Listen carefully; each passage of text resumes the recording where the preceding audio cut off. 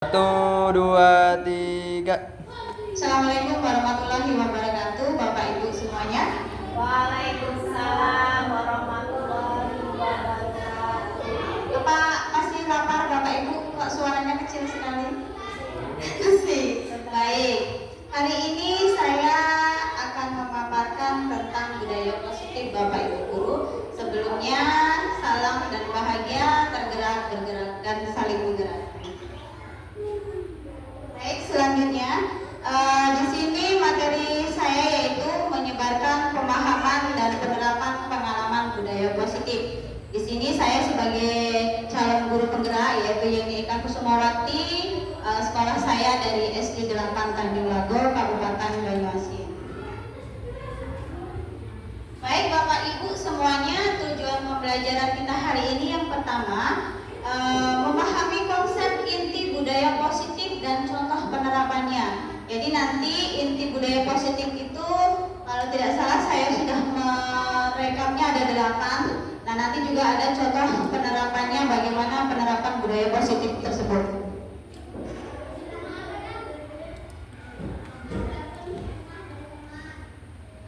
Baik semuanya, Bapak Ibu hebat.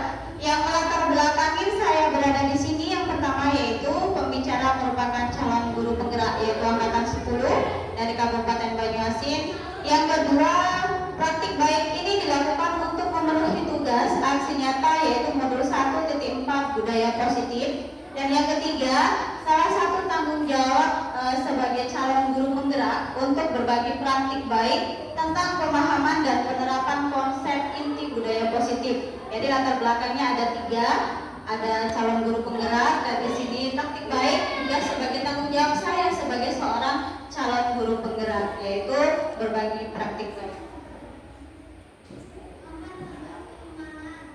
Baik, sebelum kita melanjutkan materi selanjutnya, ada baiknya kita kesepakatan dulu ya Bapak Ibu. Yang pertama, saya sudah merekap di sini yaitu menyenyapkan HP. Apakah Bapak Ibu setuju semuanya? Setuju. Baik, terima kasih Bapak Ibu. Kita sepakati yang pertama yaitu menyenyapkan HP atau dering aja ya, nggak ada suaranya, getar aja. Terus yang kedua yaitu angkat tangan jika ingin bertanya atau menjawab. Jadi nanti seandainya saya mengajukan pertanyaan boleh angkat tangan atau saya tunjuk nggak apa-apa. Selanjutnya yaitu menghargai pendapat. Antara pendapat Bapak, Ibu itu harus saling dihargai karena setiap orang itu mempunyai pendapat masing-masing. Dan selanjutnya yang keempat yaitu izin jika keluar ruangan. Apakah Bapak Ibu setuju? Setuju. Terima kasih. Kalau begitu saya lanjutkan Bapak Ibu. Baik, kita sampai ke pertama yaitu konsep inti budaya positif. Di sini saya sudah merangkum ada 8 konsep inti budaya positif. Yang pertama yaitu perubahan paradigma belajar, dan yang kedua disiplin positif, yang ketiga nilai-nilai kebijakan, yang keempat motivasi perilaku manusia, yang kelima keyakinan kelas, yang keenam kebutuhan dasar manusia, yang yang ketujuh posisi kontrol guru, dan yang kedelapan adalah segitiga restitusi. Ini yang terakhir itu segitiga restitusi. Nanti kita akan menyaksikan bagaimana kita merestitusi anak yang bermasalah ya nanti Bapak Ibu. Jadi kalau menurut saya inti budaya positif ini sangat bermanfaat untuk guru dan juga sekolahan kita.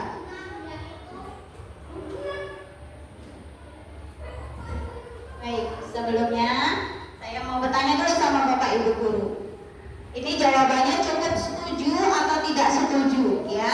Yang pertama Bapak Ibu guru, nomor 1 Ibu tanya sama Bapak Andi. Hukuman dapat mendisiplinkan anak. Apakah Bapak setuju Pak Andi? Setuju. Setuju. Baik, saya tampung dulu ya, setuju.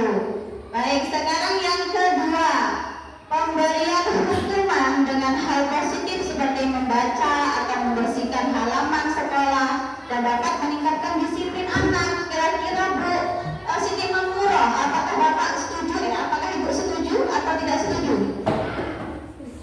Setuju. Baik, semua setuju. Yang ketiga, memberi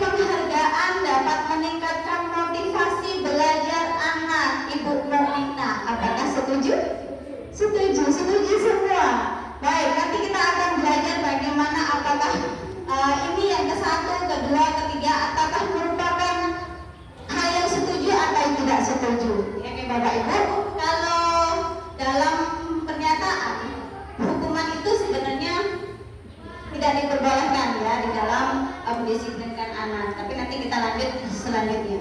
Kita sepakati semua, tadi setuju semua ya Bapak Ibu? Oke.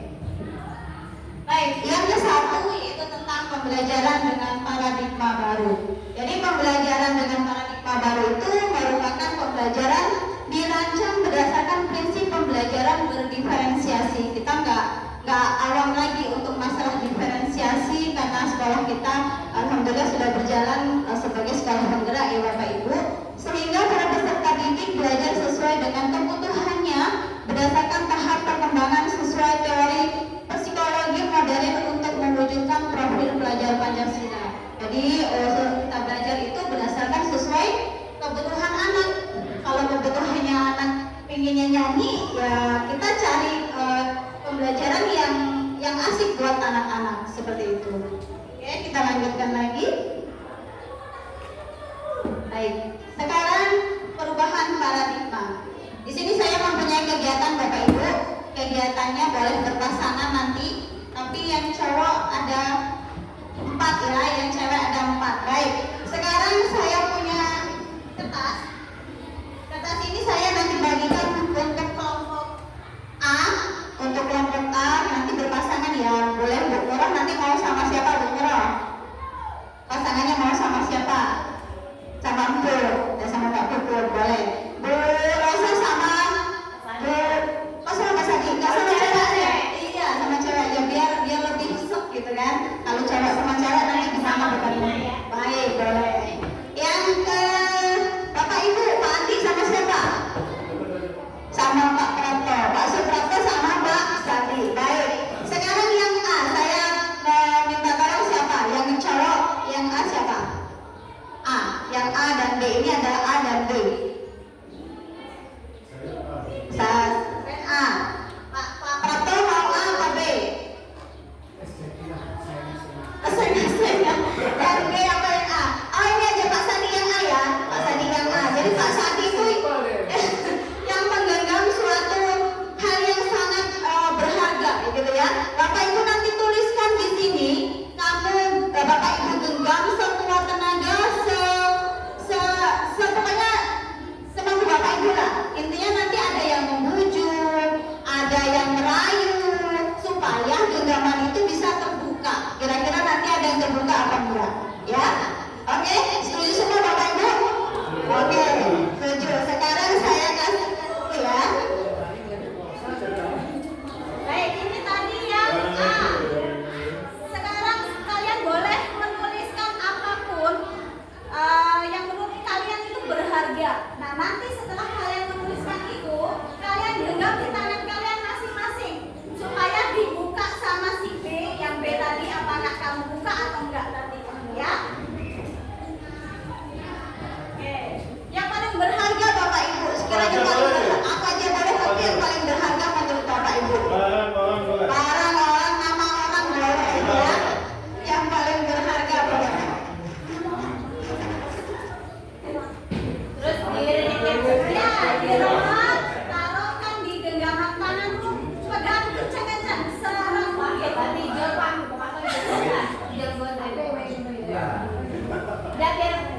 Gitu maksudnya gitu. Nah, Pak Tel sama Pak Sadi, nah nanti Bukanya dipaksa udah rayuan. ya terserah yang mau buka, apakah Dipaksa. mau menggunakan payung ataupun dengan bibir, ayo lah buka, bujuk atau seperti apa terserah Bapak Ibu, ya. Nggak apa-apa, kalau nggak kena nggak apa-apa, yang kena juga alhamdulillah ya. Pokoknya sesuai dengan kemauan si pemegang jabatan ini.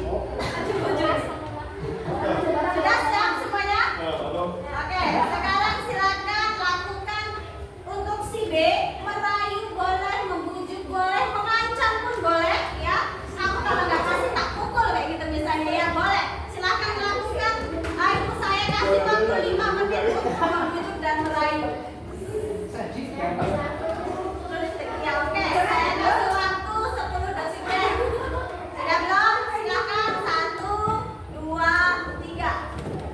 Mas Duti boleh deketin Mas Duti. Boleh, mau ngasih duit boleh, mau apa aja boleh. Kita gembiranya. Gampang nih. Boleh nggak? Dapat nggak?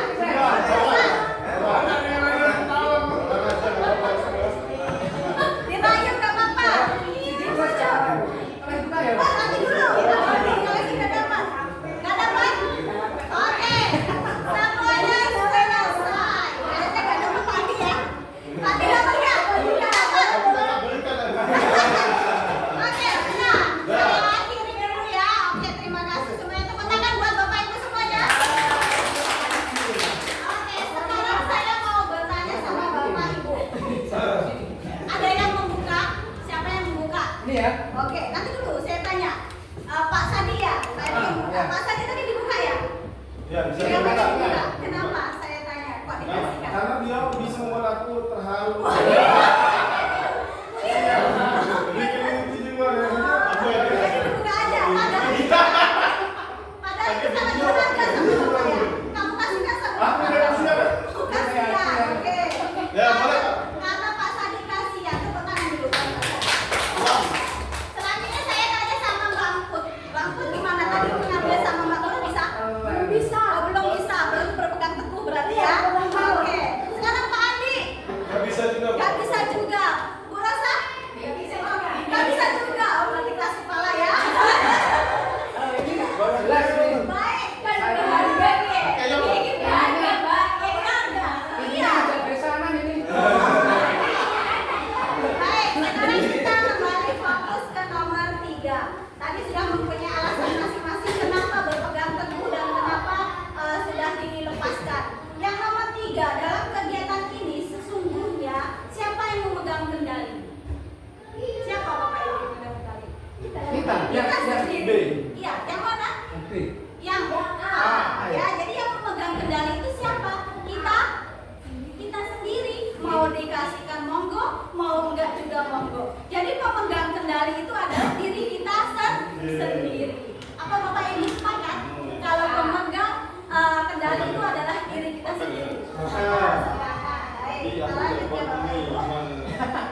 Jadi tadi ada yang dulu, ada yang nggak dulu. Intinya pemegang kendali itu ada pada diri kita sendiri.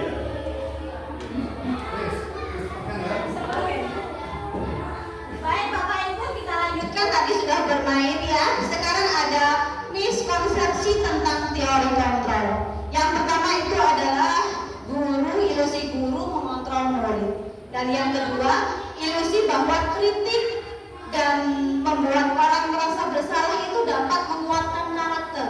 Yang ketiga, ilusi bahwa semua penguatan positif, efektif, dan bermanfaat.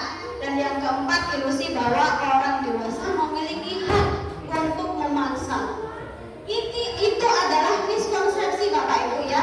Itu belum tentu atau benar adanya. Kita lihat ke halaman selanjutnya. Baik, yang pertama adalah ilusi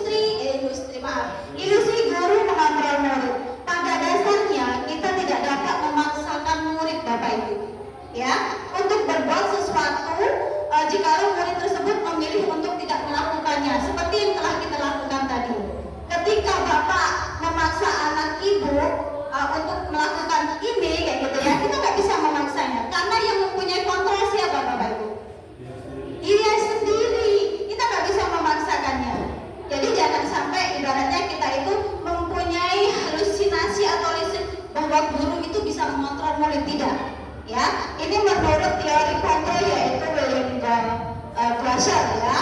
Nah, selanjutnya di situ, walaupun tampaknya guru sedang mengontrol perilaku murid, hal demikian terjadi karena murid sedang mengizinkan saja. Kalau dia lagi tidak mengizinkan, dia tidak mau, Bu. Ya, begitu juga dengan Bapak Ibu yang sudah tadi membujuk, memukul, ngasih duit, kalau nggak mau dikasih ya nggak akan terjadi. Seperti itu. Itu adalah teori kontrol. Ilusi yang pertama yaitu guru mengontrol murid. Itu bahwa itu suatu ilusi yang salah Bapak Ibu ya. Jadi kontrol itu ada pada diri kita masing-masing. Selanjutnya, ilusi bahwa semua penguatan positif, efektif, dan bermanfaat.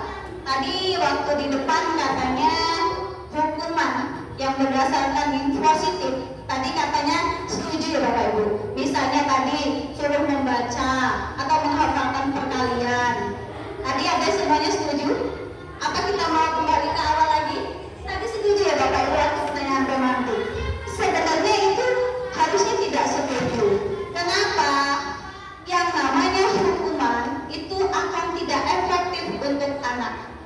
Mau apapun bentuknya, mau kamu kasih ibaratnya hadiah, salah satunya hadiah itu juga salah satu hukuman yang mencandu anak, ya. Jadi intinya itu sesuatu yang efektif itu ya dalam diri kita sendiri, yang mengontrol adalah diri kita sendiri. Begitu juga dengan anak. Bahwa kita lanjutkan lagi ya. Yang ketiga, ilustrasi bahwa kritik dapat membuat orang merasa bersalah, dapat menguatkan karakter. Kadang kita itu mengkritik anak, mengkritik orang, sering nggak Bapak Ibu? Apakah Bapak Ibu sering melakukan ini? Sering. Jadi ternyata ini miskonsepsi ya, bersalah. Penggunaan kritik dan rasa bersalah untuk mengontrol murid menuju pada identitas gagal. Mereka belajar untuk merasa lebih buruk, ya, tentang diri mereka. Mereka mengembangkan dialog diri yang negatif. Kadangkala sulit bagi guru untuk mengidentifikasi bahwa mereka sedang melakukan perilaku ini, karena seringkali guru cukup menggunakan suara halus, kadang membujuk, ayolah nak, demi ibu, katanya seperti itu ya. Padahal itu tidak bagus untuk anak. Semuanya kembali ke diri anak masing-masing. Yang memegang kontrol itu adalah anak masing-masing. Iya, seperti itu. Salah kamu ini, seperti itu ya. Nah, yang keempat, ilusi bahwa anak dewasa memiliki hak untuk memaksa. Nah, seperti yang sudah kita laksanakan tadi. Kita memaksakan anak kamu, saya ini ibu guru loh, saya ini pak guru ya. Kamu harus nurut sama bapak sama ibu guru.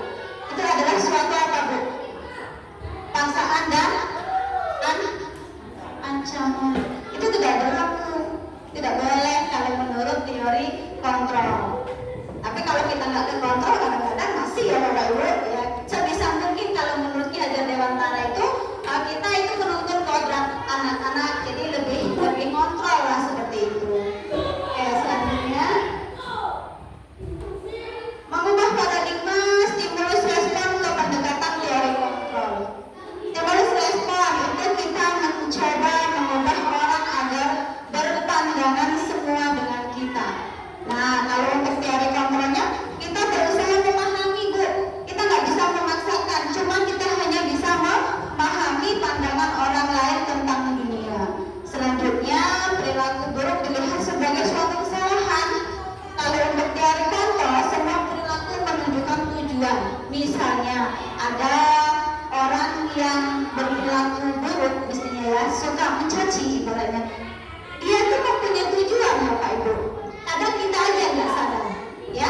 Kita nggak sadar, oh ternyata orang itu punya tujuan mau ngapain, apa mau memperbesar egonya atau seperti apa. Setiap perilaku yang dilakukan, mau dia buruk mau dia baik, semuanya mempunyai tujuannya masing-masing. Terkadang kita aja yang nggak sadar. Iya, terkadang kita aja yang nggak sadar. Orang ini, gitu ya. Tujuannya cari perhatian boleh, misalnya lagi senyum-senyum sendiri anak-anak itu ya bu, ada salah satunya yang cari perhatian boleh. Nah itu mempunyai tujuan masing-masing, kita nggak bisa menjudge anak masing-masing seperti itu.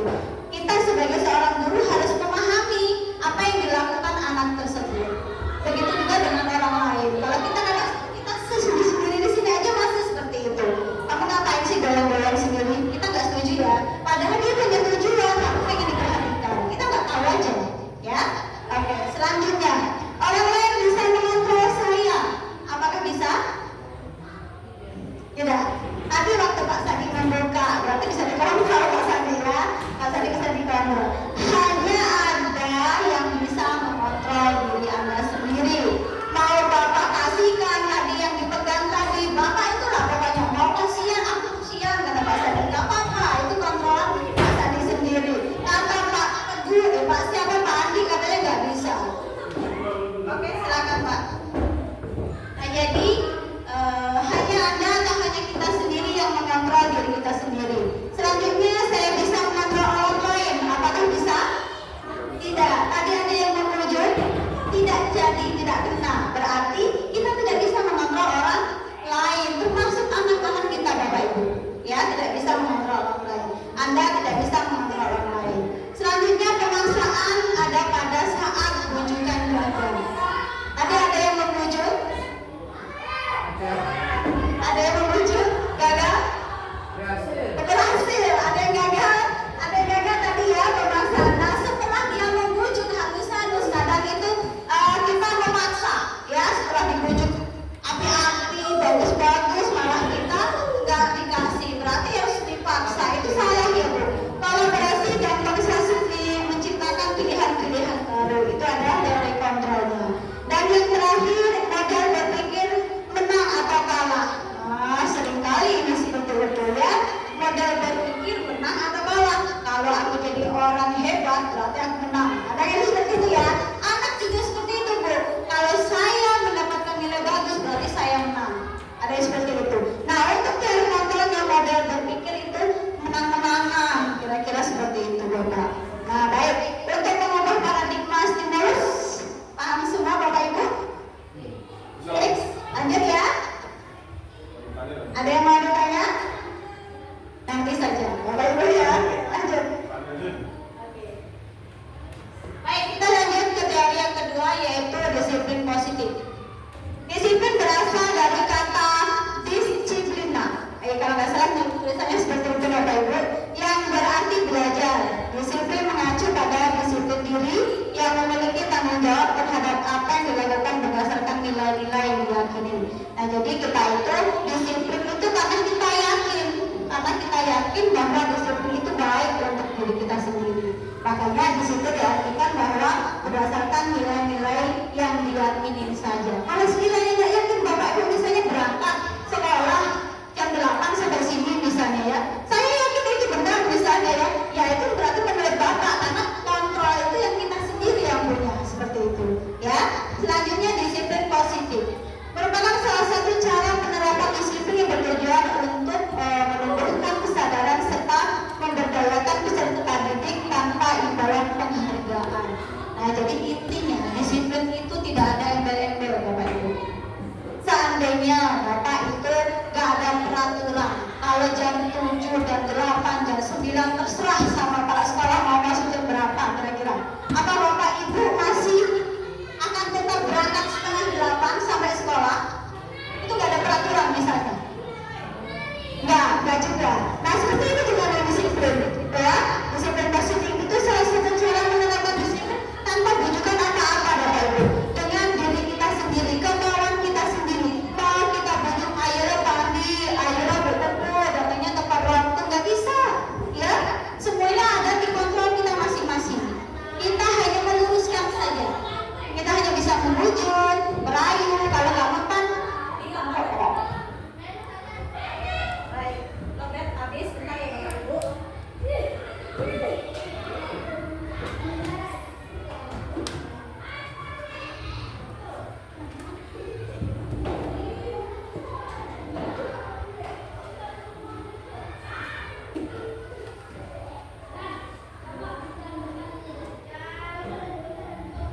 Sepertinya mic-nya bermasalah, jadi kita lanjut pakai suara saya saja dulu ya Bapak Ibu.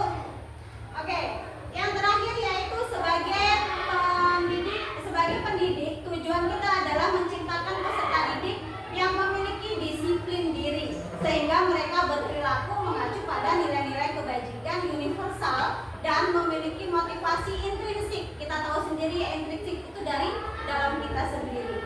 Dalam perubahan perilaku ke arah yang lebih baik. Selanjutnya di sini adalah nilai-nilai kebajikan yang saya sebutkan tadi. Di sini ada contoh nilai-nilai kebajikan. Yang pertama itu ada profil pelajar Pancasila yang sering kita sebutkan. Ada berapa situ? Beriman, bertakwa kepada Tuhan Yang Maha Esa. Itu salah satu contoh nilai kebajikan, ya.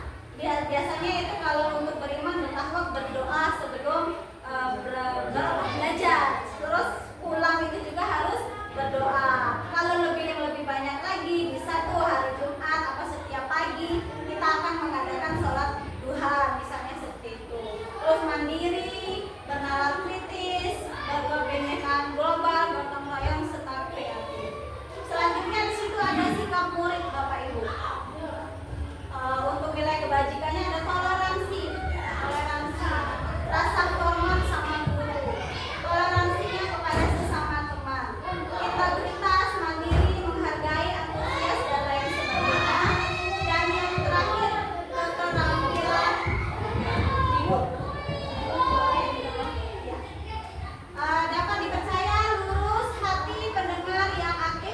mengindahkan orang lain dan memberikan yang terbaik diri sendiri dari diri sendiri. Selanjutnya, baik, ini adalah teori yang keempat, materi yang keempat, motivasi perilaku manusia. Jadi motivasi perilaku manusia itu ada dua, yaitu intrinsik dan ekstrinsik. Kalau intrinsik itu nggak perlu bujukan Bapak Ibu, nggak perlu dikasih duit. Nah, belikan ini, saya kasih 2.000, nggak perlu ya. Kalau intrinsik itu dari diri kita karena pemegang kontrol dari kita. Kalau intrinsik banyak, boleh dari hukuman tadi bisa, dari bujukan bisa, dari hadiah pun bisa. Itu adalah salah satu unsur ekstrinsik. The Bluetooth device is ready to pair.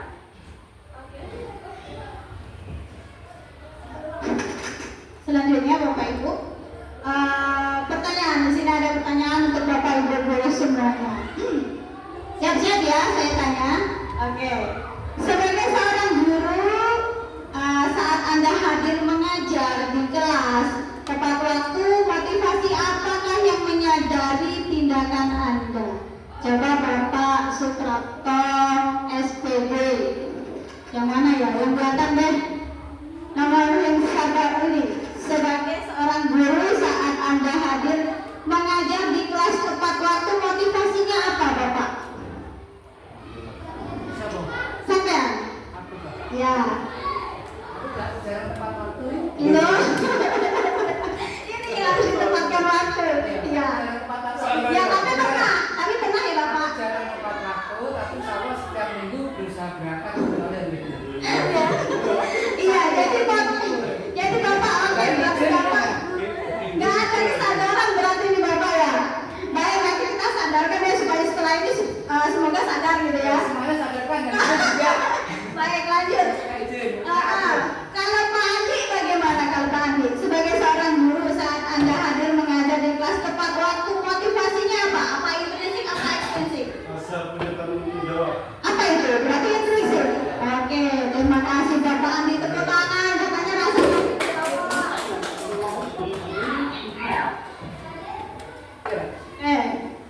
terus yang kedua, apakah Anda datang tepat waktu karena tidak ingin ditegur oleh atasan Anda dan kemudian mendapat surat peringatan atau ancaman? Kira-kira apakah seperti itu apa enggak? Oke, silakan Bu Rosa.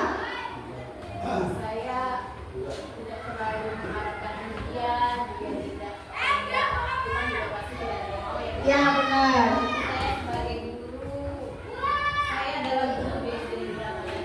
Jadi saya ingin menghargai bahwa saya adalah profesi. Oke, tepuk tangan Menghargai dulu. diri saya sendiri sebagai guru di SD di Surabaya dengan berusaha walaupun saya jaraknya jauh Oke. lebih Iya. usahakan gimana caranya supaya saya dapat. Baik. Tepuk tangan dulu Bapak Rosa. Terus saya adalah salah satu contoh teladan ya. Jadi intinya. Saya ingin menghargai diri saya. Baik, tepuk tangan. Top pokoknya ya. Kita harus menghargai diri kita sendiri Bapak Ibu ya. Tadi ada mungkin ada sih guru itu aku datang tepat waktu lah biar nggak ditegur Pak kepala sekolah misalnya ya. Atau biar nggak enak sama teman-teman gitu. Ada mungkin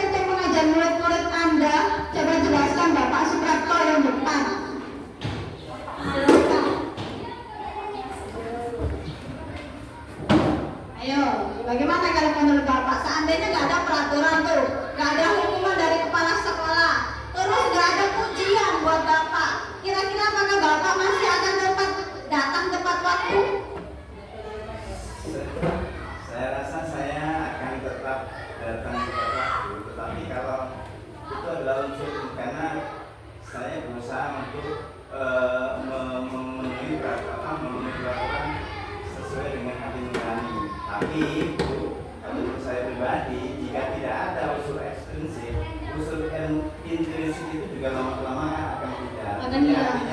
Artinya ada pada keseimbangan antara ekstrinsik dan intrinsik. Oke, terima kasih Bapak Suprapto.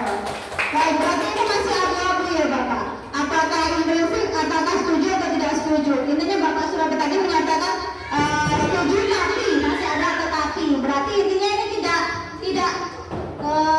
cuma satu gitu ya. Jadi masih ada abu-abunya. Nah, kalau menurut saya sendiri sebenarnya ini kita kembali ke budaya positif Bapak Ibu ya. Kontrol tadi di awal sudah kita sepakati bahwa semuanya ada dalam diri kita. Kalaupun nggak ada yang melihat, Allah lihat, gitu ya. Hati kita kira-kira kalau terlambat, kayak mana rasanya kan seperti itu. Jadi oke siap Pak. Nah, jadi intinya adalah semuanya itu tergantung pada diri kita masing-masing. Pemegang kontrol yang pertama ada diri kita masing-masing.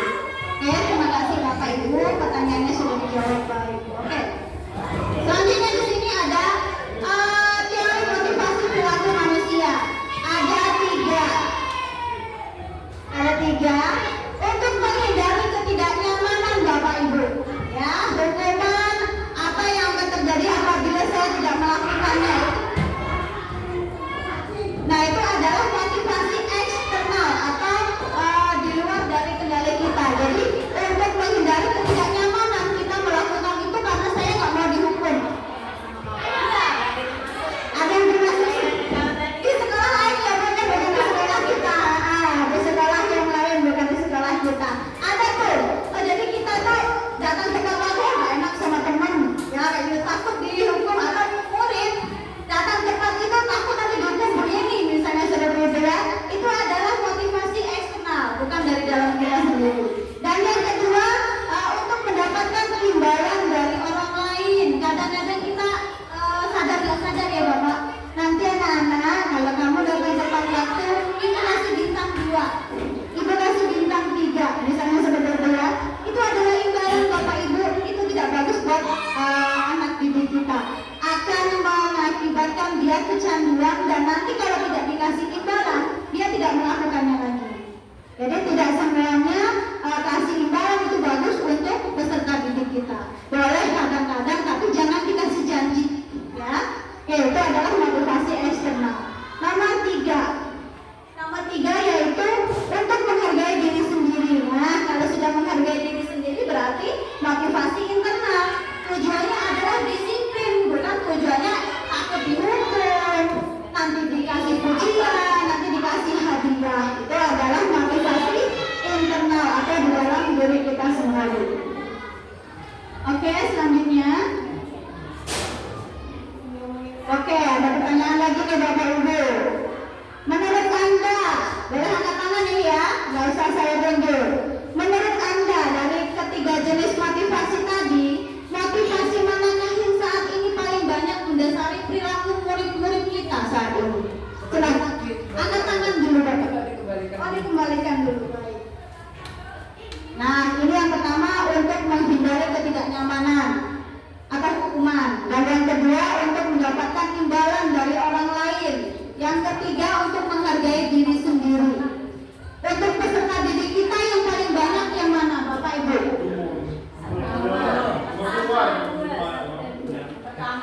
Yang pertama yang banyak, yang pertama ya Bu ya. Satu, yang 2 itu mana juga? Rata-rata. Berarti yang banyak itu kan yang 2 ya Bu ya. Kalau dihukum kita kayaknya nggak ngukum ya Bu ya. Cukup. Iya, jadi yang banyak itu nanti kamu saya kasih bintang 2 ya kalau kamu datang tepat waktu. Atau nanti ibu kasih nilai bagus kalau kamu hormat sama ibu kan seperti dia. Tapi tidak menutup kemungkinan ada peserta didik kita itu yang menghargai diri sendiri. Apakah di kelas Bapak Ibu ada? Ada 1-2 orang, masih ada berapa persen tingkatnya Bapak Ibu? Kalau di dalam kelas masing-masing. Bagaimana ada?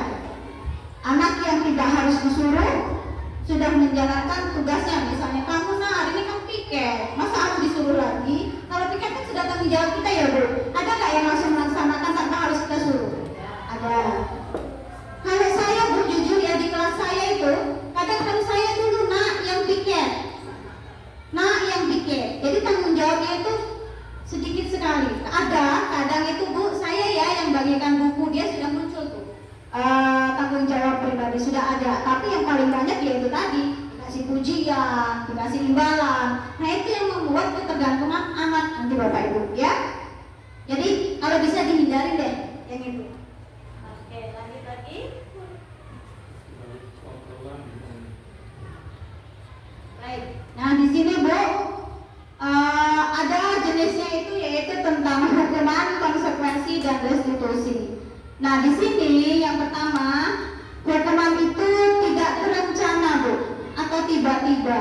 Misalnya anak ibu datang nggak tepat waktu, kamu push up 20 kali, misalnya seperti itu ya. Itu adalah hukuman, ya. Bapak ibu pernah melakukan itu? Iya, tiba-tiba pernah. Oke, pernah. Bersifat satu arah, jadi dia hanya untuk anak itu tok. Yang terlambat itu tadi dihukum berarti yang kena dia tok, gitu. Itu salah satu ciri hukuman. Yang ketiga berupa hukuman fisik atau psikis. Nah tadi Bu kita menghukum dengan cara menghafalkan kalian misalnya ya. Itu masih jenisnya masih hukuman. Jadi belum kalau bisa dihindari dulu yang seperti itu. Ya. Selanjutnya konsekuensi. Kalau bisa kita melakukan itu konsekuensi atau restitusi.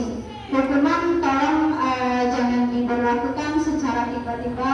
Kita harus konsekuensi dulu sama anak. Kita harus kasih kesepakatan. Makanya kita harus punya kesepakatan kelas atau keyakinan kelas tadi. Nah, konsekuensi ini terencana Bu. Kalau kita sudah melakukan ibaratnya sudah membuat apa tadi kesepakatan kelas atau keyakinan kelas, tapi masih dilanggar ibaratnya. Berarti dia mempunyai konsekuensi Bu. Dia tahu nanti apa yang harus dia lakukan kalau seandainya kamu melanggar konsekuensi. Awalnya kita kasih tahu dulu. Ya, kasih tahu itu namanya konsekuensi. Jadi terencana.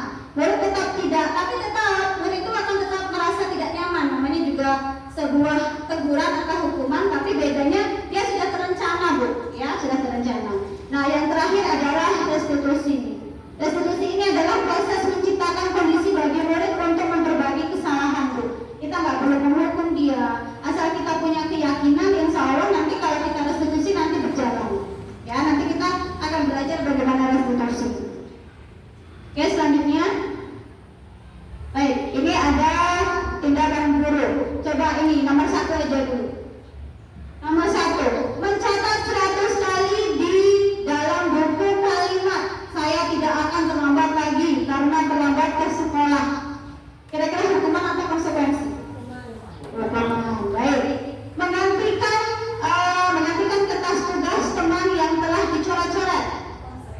Konsekuensi. Yang ketiga, baru diminta untuk push up 15 kali karena tidak menggunakan masker ke sekolah. Hukuman. Baik. Lari mengelilingi lapangan basket 2 kali karena terlambat 10 menit untuk pelajaran PJOK. Konsekuensi. Ada satu yang memang konsekuensi. Yang lainnya hukuman. Yang nomor 4 kita lihat. Apa jawabannya yang nomor 4? Konsekuensi. Kenapa pada saat itu konsekuensi? Karena sudah pelajaran PJ. Nggak masalah kalau PJOK, lari-lari, ya? Karena sudah sepakat. Karena dia sama olahraga di pas lagi di lapangan gitu ya, nggak masalah. Itu salah satu konsekuensinya. Kamu terlambat berarti kamu keliling lapangan. Tapi kalau di dalam kelas nggak bisa Bapak. Ya kita lihat kondisinya dulu. Nah ini adalah konsekuensi. Paham ya Bapak? Jadi cuma satu yang salah ya. Cuma saya yang benar. Oke. Nggak apa-apa, semuanya benar. Baik, kita lanjut ke keyakinan kelas. Bagaimana kita bisa merestitusi anak kalau kita tidak punya keyakinan kelas? Mengapa keyakinan kelas? Mengapa tidak harus peraturan kelas? Kira-kira gimana? Kok keyakinan kelas? Saya sendiri membuatnya itu peraturan kelas. Berarti saya salah ya. Nanti semester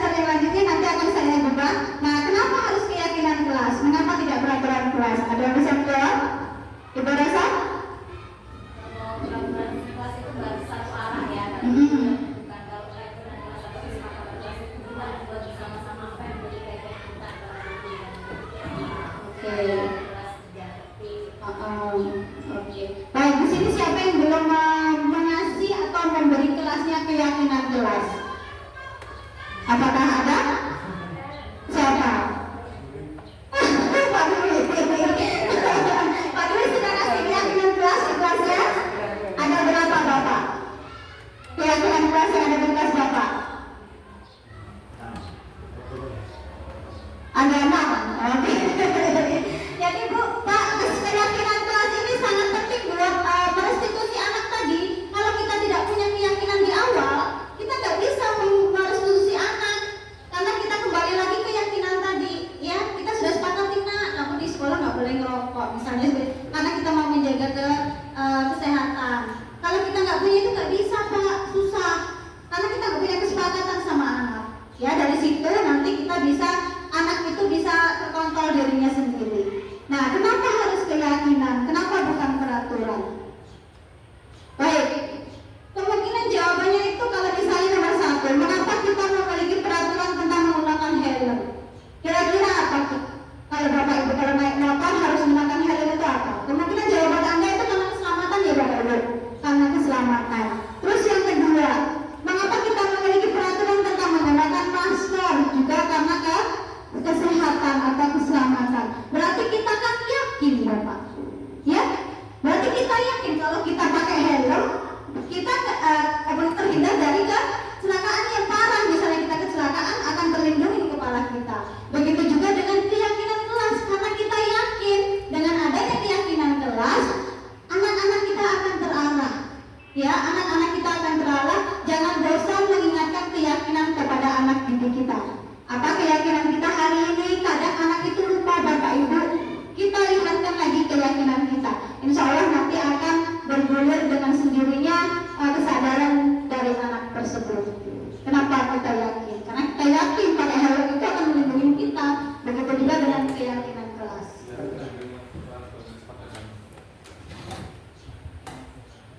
Oke, di sini ada peraturan, ada juga keyakinan kelas. Kita skip aja ya Bapak Ibu. Oke, yang keenam adalah kebutuhan dasar manusia. Nah, ternyata manusia itu mempunyai kebutuhan dasar. Begitu juga peserta didik kita. Kebutuhan dasar manusia adalah segala sesuatu yang kita lakukan untuk mendapatkan apa yang kita inginkan. Oke, iya Pak. Segala tindakan yang kita lakukan memiliki tujuan tertentu dan semua usaha terbaik yang kita lakukan adalah dalam rangka agar kebutuhan dasar kita terpenuhi dengan baik. Nah, ini adalah kebutuhan dasar manusia. Bukan hanya peserta didik kita, ternyata manusia itu mempunyai kebutuhan dasar. Nah, kebutuhan dasar itu ada 5 Bapak Ibu. Yang pertama adalah kebutuhan bertahan hidup. Apa Bapak Ibu nggak ada yang seperti itu? Ada kan? Semuanya ada ya? Anak itu juga seperti itu.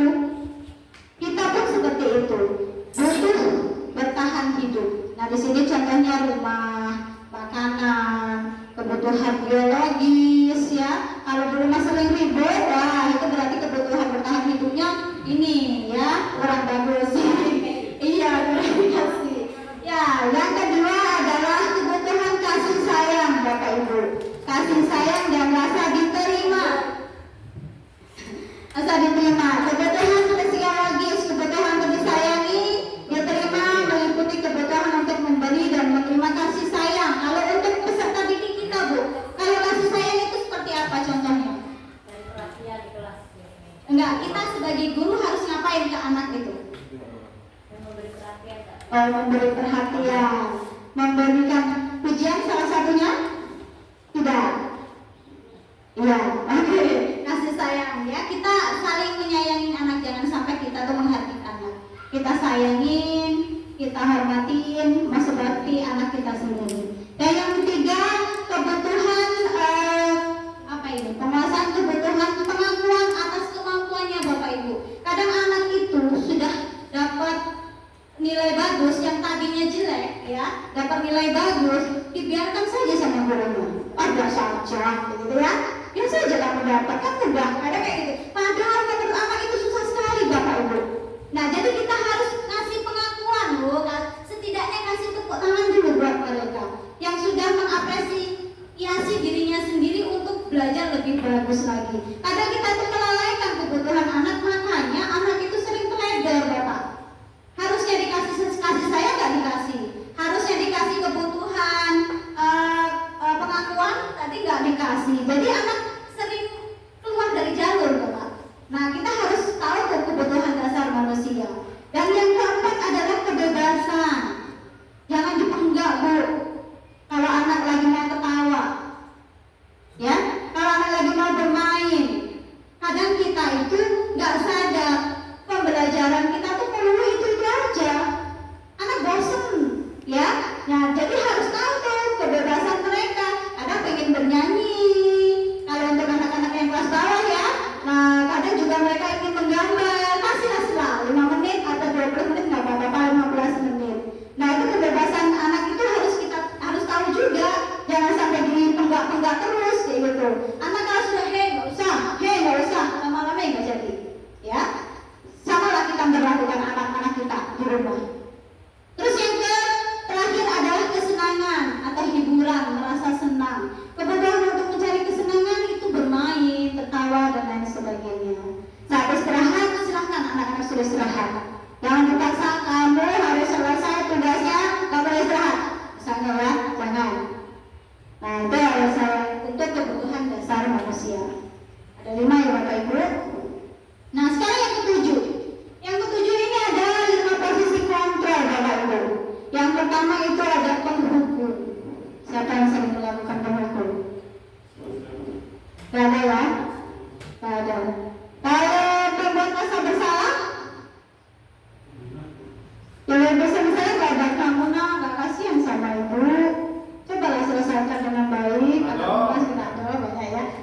Guru lain gak kebutuhan kita ya. Terus rasa teman. Ada lagi pemantau dan manajer. Posisi 5 kontrol ini yang paling bagus adalah manajer. Boleh sesekali pemantau, tapi jangan sampai ke penghukum, pembuat rasa bersalah atau menjadi teman. Kalau jadi teman nanti landai terus kayak teman, ya, gak bisa ada gangnya. Jadi kalau bisa tuh kita lihat aja tuh anak ini katanya mau berubah, kita pantau aja. Setelah berdiskusi ya, setelah itu menjadi manajer. Manajer itu adalah posisi yang terbaik dari 5 posisi kontrol. Nah, ini adalah contoh 5 posisi kontrol yang harus Bapak Ibu lihat. Biar Bapak Ibu jangan lagi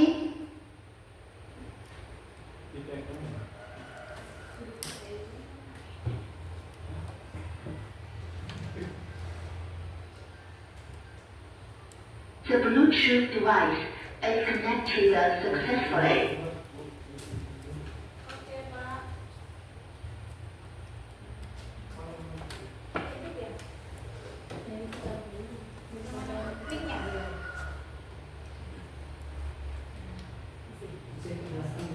Oke Pak, ya.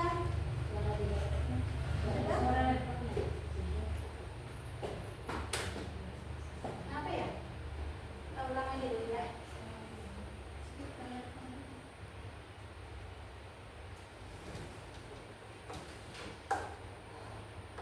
Gak bisa masih Bapak Ibu?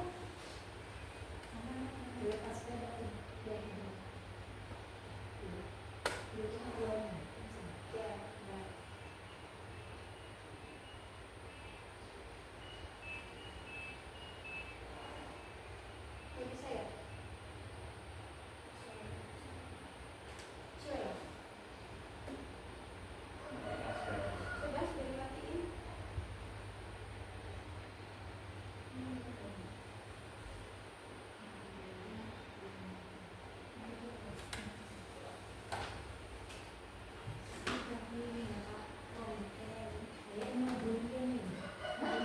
Nggak masuk. Oke, berarti nggak bisa ya Bapak Ibu. Nanti ini ada posisi kontrol sebenarnya. 5 posisi kontrol dari Naren. Harusnya ini bisa ini. Kita cek dulu siapa tahu bisa.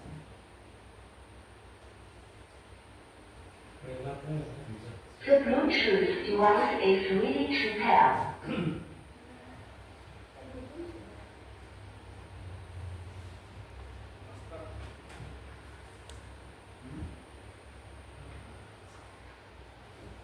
The Bluetooth device is connected successfully.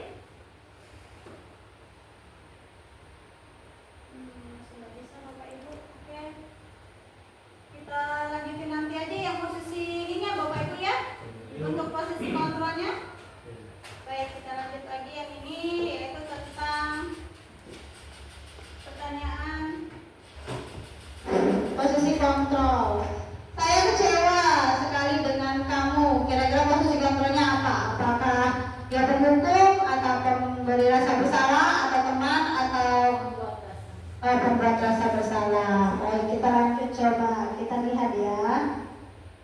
Baik, benar, membuat rasa bersalah. Dan yang kedua, kamu tidak pernah benar melakukannya. Berarti itu penghukum. Karena sosok yang dimarahin cuma satu arah toh, muridnya tadi. Kamu tidak pernah bisa melakukannya. Jadi itu adalah salah satu contoh penghukum. Ayolah lakukan demi Bapak Ibu sambil menuju. Kalau tadi video tadi terdengar itu ada suara bagaimana kita melakukan posisi teman, terus bagaimana melakukan posisi pemantau dan juga posisi manajer. Nah selanjutnya di sini ada lagi, ini adalah segitiga restitusi Bapak Ibu.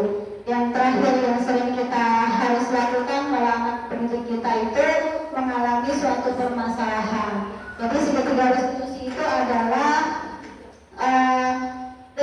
proses menciptakan kondisi bagi murid untuk memperbaiki kesalahan mereka sehingga mereka bisa kembali pada kelompok mereka dengan karakter yang lebih kuat atau yang lebih bagus. Nah, untuk segitiga restitusi ini yang pertama adalah menstabilkan identitas. Nah, menstabilkan identitas itu berbuat salah itu hal yang manusiawi. Karena kita sudah ketemu sama anak ya Bapak Ibu, kita bilang salah itu biasa. Bapak Ibu juga pernah melakukan salah. Jadi yang tadinya deg-degan mau nangis itu jadi stabil anaknya, ya. Jadi stabil itu adalah menstabilkan identitas. Selanjutnya di sini ada validasi kebutuhan. Validasi kebutuhan ada biasanya berkata kamu bisa saja kan melakukan yang lebih parah, gitu kan. Namun kamu tidak melakukannya. Itu adalah suatu kebutuhan, validasi kebutuhan. Selanjutnya ada lagi di sini adalah yang terakhir menanyakan keyakinan, Bapak Ibu. Kalau kita mau restitusi anak, kita harus punya keyakinan dulu. Kalau kita nggak punya keyakinan, kita nggak bisa karena kita berdasarkan keyakinan kelas dulu. Apa yang dilanggar anak biasanya itu ada di keyakinan kelas tadi. Misalnya, apa yang kita percaya saat di dalam kelas sekolah kita? Apa nilai-nilai keyakinan kita? Misalnya dia ingat saya tidak boleh membuang sampah sembarangan Ibu. Nah, berarti kamu sudah melanggar keyakinan kelas.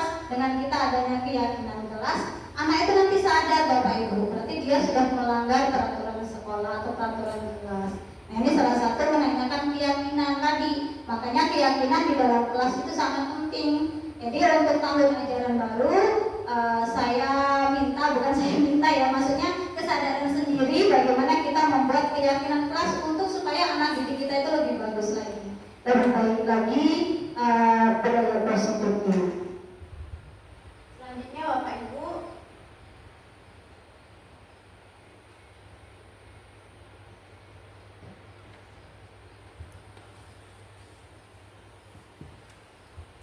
ini sepertinya nggak bersuara juga ini. Nggak ada saran lagi ya Bapak? nggak bawa salam. Harusnya bersuara sih.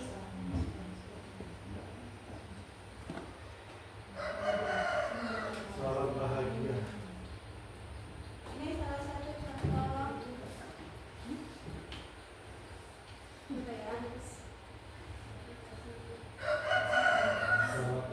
Salam dan bahagia. Tentang restitusi ya Bapak.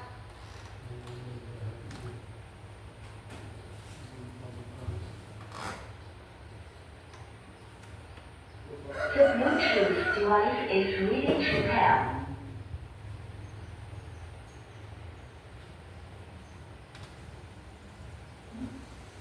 The Bluetooth device is connected successfully.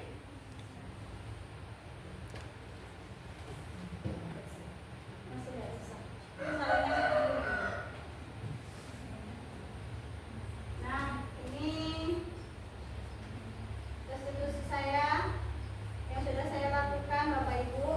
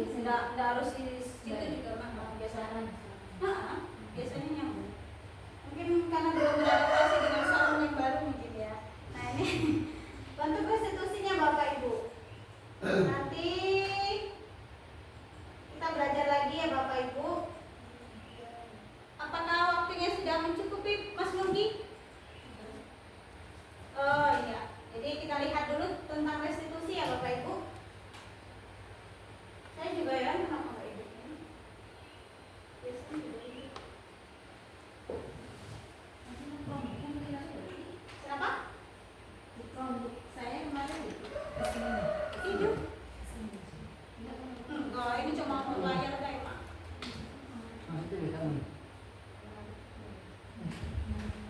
Pak Suprapto biasanya nyolotin nggak? Biasanya Pak. Kalau Tapi yang kalau situ Enggak kan? Biasanya hari Jumat. suara. Ya mungkin ini lagi ada jin jin mengganggu. Tapi nggak apa-apa lah. Nanti ya mungkin karena hari Jumat ya Bapak Ibu. Oh, iya. Baik.